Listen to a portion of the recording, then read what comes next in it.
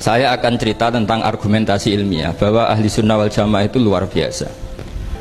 Saya di Jogja berteman banyak para profesor, para doktor, termasuk akademisi sosial yang mungkin pernah di mana-mana. Pernah tanya saya begini, Pak Bahak, kenapa Anda baca kitabnya referensinya luas kok tetap NU katanya. Terus saya bilang, problemnya apa sebagai NU? Biasanya terus mereka mengutip sekian makalah. Kebetulan makalah itu provokatif dan siapapun yang baca makalah itu pasti menjadi NU, tak jamin ya. Kalau di Jogja misalnya di satu penerbitan, saya termasuk di dalamnya, itu pernah diperbandingkan kitabnya Said Muhammad Mafahim Yajibu an Sohah dengan kitabnya Bin Bas, judulnya Hadihi Mafahimuna. Biasanya kitab-kitab terjemahan Wahabi itu memang cukup provokatif dan dengan narasi yang memang siapapun yang nggak pernah mondok pasti tertarik.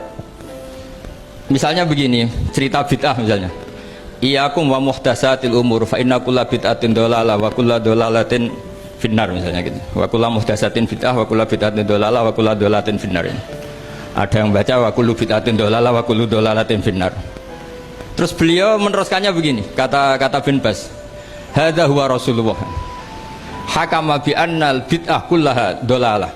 Terus diteruskan wajar as-Syafi'i faqasama ila hasanatin wa dhalalatin wa sayyi'atin. Jadi dengan narasi seperti itu orang itu tahu bahwa Syafi'i itu kurang ajar tenan gitu, kira-kira gitu. Jadi dia ini Rasulullah yang mengatakan semua bid'ah ini dhalalah, tapi Syafi'i lancang dengan membagi ada dhalalah, ada sayyi'ah, ada hasanah, ada sayyi'ah. Ini aneh katanya. Wong Rasulullah yang nabi saja bilang satu semuanya dhalalah, kok dia bilang dua kan? Diredaksikan Jaro'a, kira-kira makna sedannya yang lama atau berani.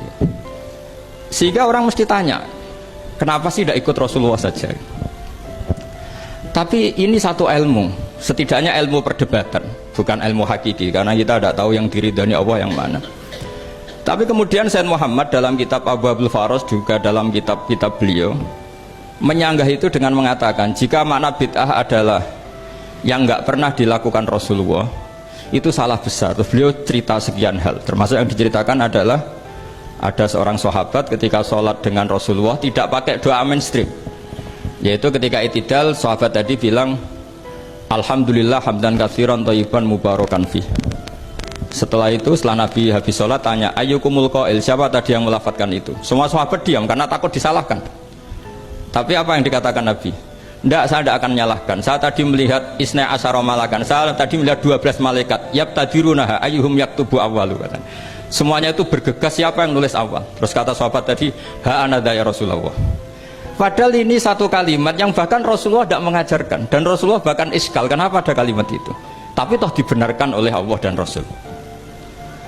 Cerita Said Muhammad kedua adalah ada sahabat setiap ngimami itu main kulhu. Wah, ngimami apa saja main kulhu. Singkat cerita makmumnya itu gerutu, ini orang kok main kulhu terus ini. Setelah dilaporkan ke Rasulullah, ditanya sama Rasulullah, kenapa kamu main kulhu? Ini dilaporkan ke saya. Kata si musolli tadi, imam tadi, li annaha sifatur rahman, karena dalam surat itu semua sifatnya Allah, maka fa'ana uhibbuha, saya senang itu. Apa kata Rasulullah? Saya disuruh bilang Allah ke kamu bahwa Allah mencintai kamu karena kamu mencintai kulhu. Terus keterusan sampai sekarang itu orang-orang NU baca kulhu terus itu. Karena sekali baca idza samsu kuwirat mesti keponting gitu. Tapi artinya itu dibenarkan Rasulullah min ghairi sabqi ta'limin minhu, tanpa ada pelajaran dari beliau. Runtuhlah teori bid'ah bahwa bid'ah adalah semua yang nggak pernah dilakukan Nabi, diajarkan Nabi. Nyatanya beberapa kali Nabi membenarkan sesuatu yang belum pernah diajarkan oleh beliau. Masalahnya adalah tidak semua orang baca kitabnya Said Muhammad atau baca tidak paham. Nah, sementara kitab Hadihi Mafahimuna itu diterbitkan secara masif oleh pemerintahan Arab Saudi dan ada terjemahnya lagi, sehingga yang nggak bisa Arabnya bisa terjemahnya. Dengan narasi tadi bahwa Imam Syafi'i dibenturkan Rasulullah itu kan pasti kalah. Redaksinya itu Jaro'a itu wani pakai hamzah. Kedua, saya ingin cerita dan saya tidak bosan-bosan cerita ini sampai mati, saya tidak akan bosan-bosan. Ada kemandirian al-hujjatul balighah dalam diri kita sebagai ahli sunnah. Begini misalnya, kalimat la ilaha illallah adalah kalimat yang orang kafir 80 tahun saja kalau melafadzkan itu menjadi soro mukminan. Lah ini kita tahlil yang sudah muslim hanya karena kalimat thayyibah justru menjadi kafir. Ini kan madzhab aneh.